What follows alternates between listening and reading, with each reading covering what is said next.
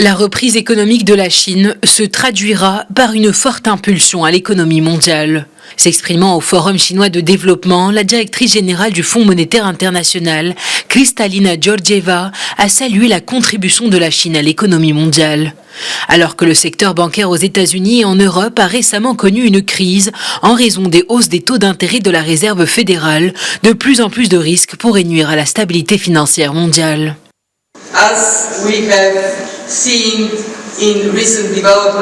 Nous avons vu les récents développements du secteur bancaire dans certaines économies avancées. Nous avons également vu les décideurs politiques agir en réponse aux risques pour la stabilité financière et nous avons vu les banques centrales augmenter la liquidité de dollars américains. Ces actions ont atténué le stress du marché dans une certaine mesure, mais l'incertitude est élevée et cela souligne qu'ils doivent faire preuve de vigilance.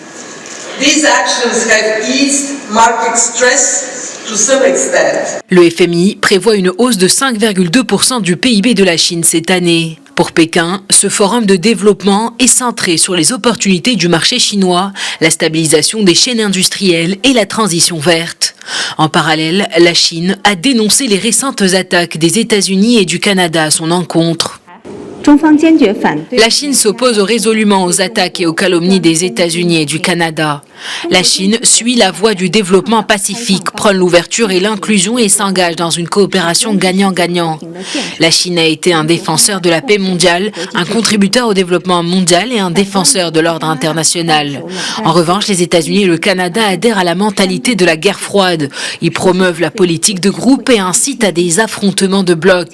Je pense que la communauté internationale peut distinguer le bien du mal. L'économie mondiale est confrontée à de nombreux défis et pourrait être inférieure à 3% de croissance en 2024.